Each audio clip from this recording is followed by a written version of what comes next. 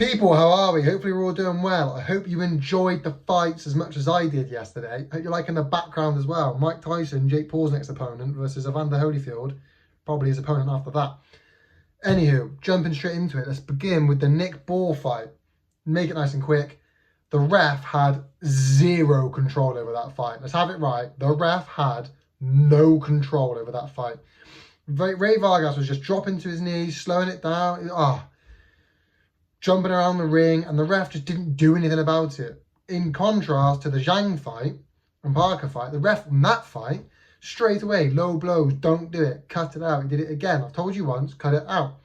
That's what you should be seeing, have control over it. The Ray Vargas Nick Ball fight, the ref just did not give a shit. And it's things like that, and you're just thinking, mate, come on, you're in there, get a hold of it.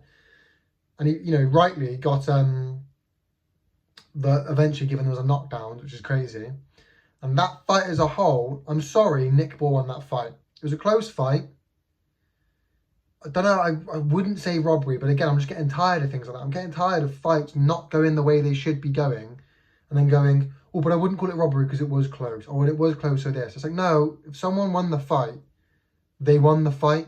And time and time and time again, you're just constantly seeing people who win their fights don't get given a decision. This time it was a draw. And you're thinking, okay, fair enough. I can kind of see it being a draw. But come on, Nick Ball won that fight. And it's such a shame. We're going to have to do it again. And it wasn't particularly entertaining to watch. Nick Ball looked good. But it's just a shame that he won the fight. And yet again, here we are. Oh, the decision didn't go his way. I've said it before and I'll say it again. Something needs to change. Whether we get 5 judges over 3 instead of 3, or whether we get a completely new scoring system so that objectively you know who has won the fight, I don't know. But something has to change. Moving on from that, let's go to the next fight, shall we? Zhang versus Joe Parker. I'm quite happy with my prediction now. I will be honest with you, made that prediction. I saw the weigh-in results, and I'm kind of thinking 40 pounds is a lot of weight to make up. It's a big ass weight difference, right? I didn't change my mind. I stuck to it, and I said that Parker will win on points, and if there's going to be a knockdown, Zhang will knock Parker down. So I said if there's a knockdown or a knockout, it'd be Zhang. But I think Parker will get to him on points, and he did. The one ref who had it a draw, with the knockdowns, I kind of see it. But I said, by come the end of the fight, it will be a pretty wide disparity. Or, is that what I'm looking for? You know what I'm saying?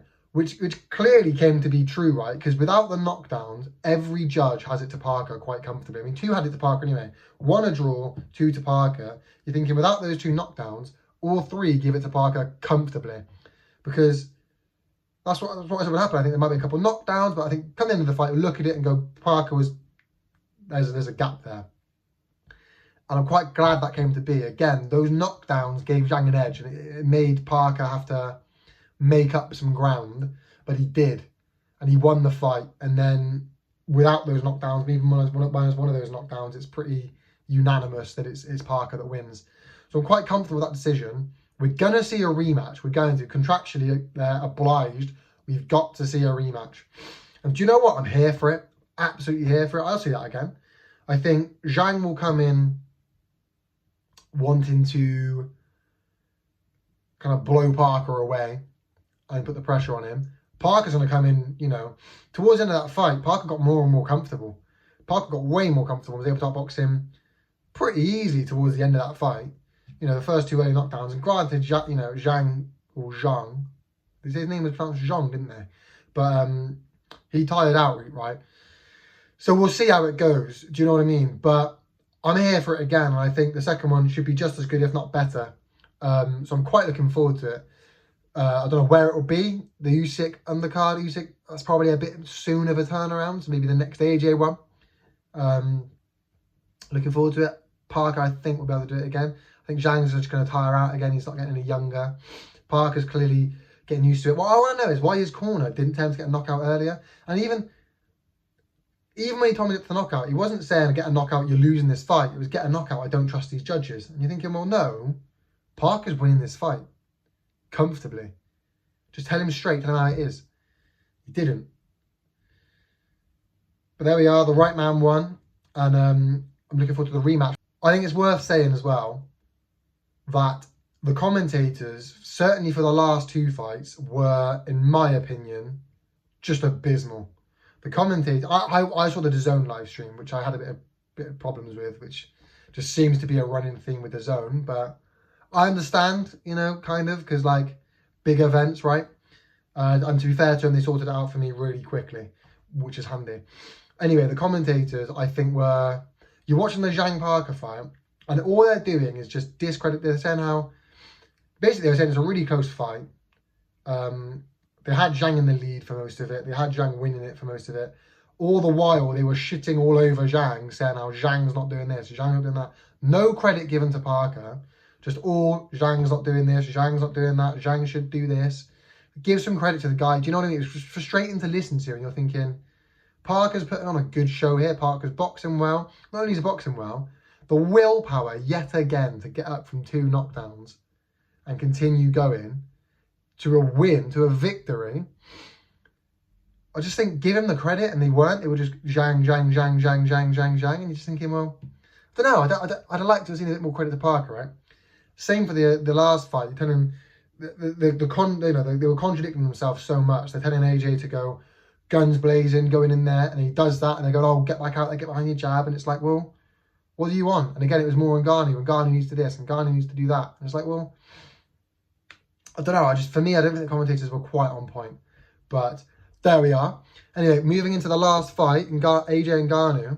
Again, I think I was genuinely shocked to see. I think it was like 57 or might have been 47 to AJ and then 53 to Ngannou, or it's 57 to Ngannou and 43 to AJ. Something like that. Either way, it was in favour of Ngannou to win. Just ridiculous. I think, look, credit to Ngannou. And do you know what I really like to see? Was the respect at the end from both of them, AJ to Ngannou, but also Ngannou to AJ. Just holding his hands up, look, he was way better than me today. I like to hear that he's not going to quit. I hate to see him lose because it's Ngannou and he's so inspirational. I really hate to see him lose. But again, it's something I predict. I said it was going to happen. I said it won't be close. Even I was wrong. I did not think it'd be round 2. I just had no reason to believe that AJ would knock Ngannou down in the first 2 rounds and knock him out in the first 2 rounds. I thought AJ would get to him. I thought we'd get to a point when we're thinking, okay, stop the fight now. And the ref did that. So I called that. And, you know, it was brutal. I thought AJ would get to him. Again, I thought stylistically it was all wrong. It proved to be right. I proved to be right. Credit to Ngannou, he got fast hands. He did. He was getting, catching him a little bit. But, you're putting a novice with 2 fights in against the 2-time heavyweight champion, or former 2-time heavyweight champion. And you could just tell, as soon as Ngannou got knocked down that first time, he just looked rough, like really rough. And, every time AJ would feint, a little feint, and Ngannou's biting every time. He's just shitting himself and flinching every single time, which I get, you felt the power. But I think it's because he's a novice. As you work through the ranks and you start getting increasingly difficult fights, you learn how to deal with that, how to adapt. Ngannou's not had that, so I do hope he keeps going in boxing. I know he's got deals with the PFL. We'll see what happens there. But like I say, I just kind of was proved right that it wouldn't be close. I think people really underestimate Ngannou. I said it in my prediction and someone commented, stop underestimating Ngannou, people. I'm not underestimating Ngannou, but you shouldn't be able to walk into a sport, fight the former 2-time heavyweight champion of the world, who's on a roll and back on form with confidence with a good trainer, and beat him. I don't even think it should be close. And that's the way it went.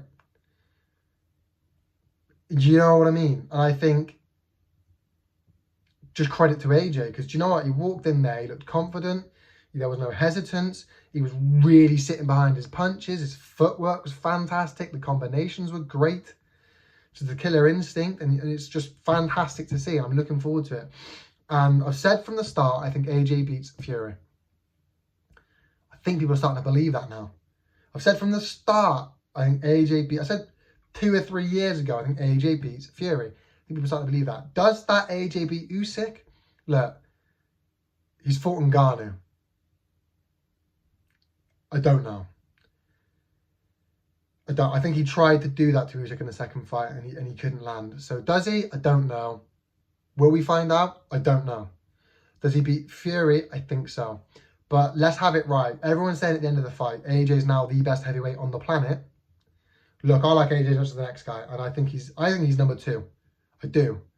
But you can't call him the best heavyweight on the planet right now after you've got the man who beat him twice in Usyk about to fight Fury for an undisputed fight. Do I think he could be? Yes, I think he could be. Do I think he's number 2? Yeah, I think he's number 2. But is he the best? You just can't call him that right now. It's just so much. That's such a level of disrespect to Usyk. Do you know what I mean? I think it's Usyk, AJ, and I think maybe this AJ beats Usyk. I don't know, but you gotta have it Usyk. Then for me, AJ, then Fury.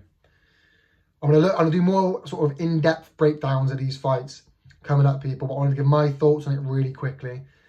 Let me know your thoughts in the comment section down below. Let's have a little conversation going. Thank you so much for watching, people. Like, subscribe, leave a comment. You know how YouTube works. Peace.